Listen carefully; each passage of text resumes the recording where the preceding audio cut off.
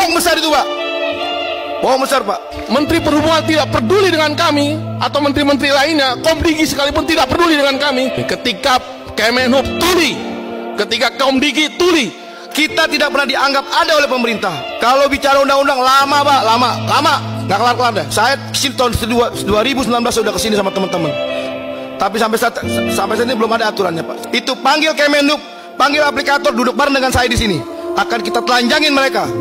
Ada apa di balik mereka tuh? Ada apa antara Kemenhub dengan pihak aplikasi? Itu gimmick tuh. Itu manipulatif semua tuh. Bohong besar itu, Pak.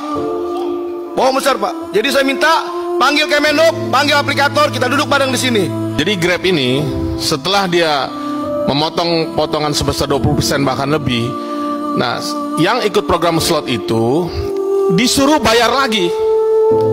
Udah dipotong 20% bahkan lebih, disuruh bayar lagi. Jadi emang itu opsional, benar. Tapi kan orderan ini jadi terbelah.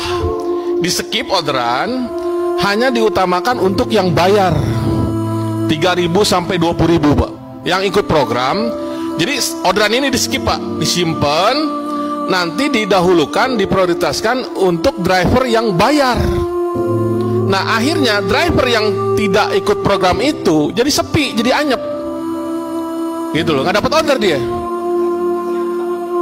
Dipotong 20% plus disuruh bayar 3.000 sampai 20.000. Apa nggak dajal itu Grab tuh?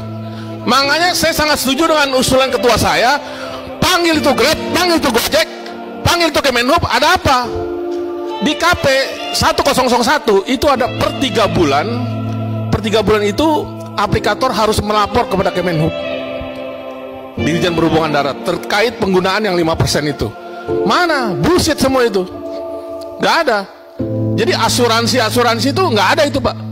Asuransi itu, Pak, di Grab Gojek misalkan nih, Pak, saya sehari-hari narik nih, misalkan saya nganter food atau nganter orang, saya sesudah selesai saya selesaikan dong. Tak, saya ngabis nganter food, saya selesaiin. Jalan saya 5 meter, tabrakan, itu nggak di cover. Itu asuransi apaan? Asuransi dajal itu.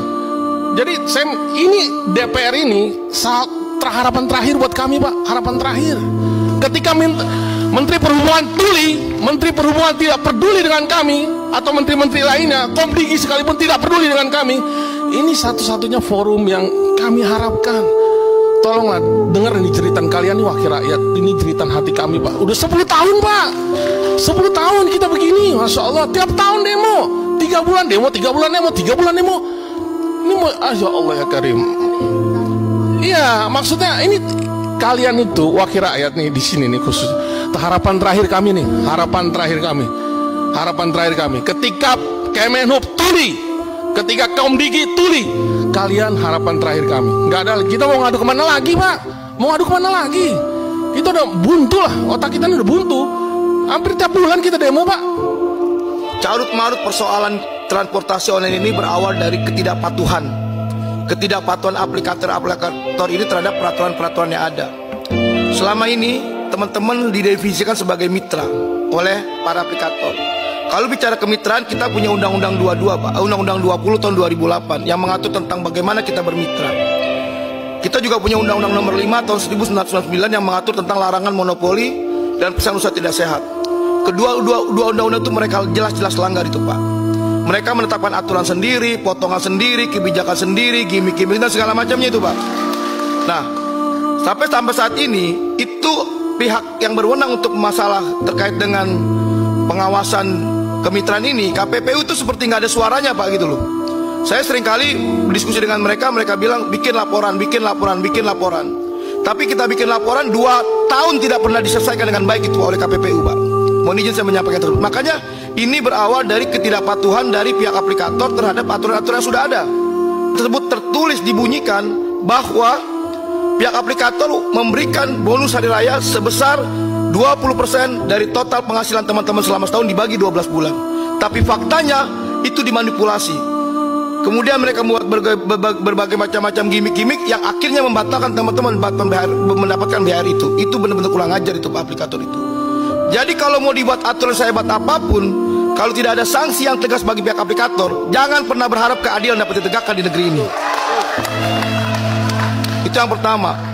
Yang kedua, Teman-teman ini bekerja Pak, resiko kerja sangat luar biasa. Mati Pak, di Instronton, berkali-kali teman-teman kami di Instronton. Tapi saat ini belum pernah ada perlindungan, keamanan, dan keselamatan kerja bagi kami. Itu yang saya sampaikan. Kita tidak pernah dianggap ada oleh pemerintah. DPR kalau membuat aturan, tolong, itu harus benar-benar aturan yang benar-benar tegas, ada sanksinya. Kalau perlu sanksi pidana Pak, nggak apa-apa. Kalau cuma sekedar sanksi denda, wah duit mereka banyak Pak. Mereka bisa bayar siapa aja, mereka bisa beli siapa saja. Gitu. Jadi saya berharap kalau membuat aturan-aturan tegas, kita yang ingin, kita nggak muluk-muluk Pak nih. Teman-teman nggak muluk-muluk nih. Teman-teman cuma pengen pulang dapat duit, bisa buat beli makan, bisa buat bayar kontrakan, bisa buat bayar cicilan, udah Pak. Itu aja, nggak banyak-banyak teman-teman maunya Pak.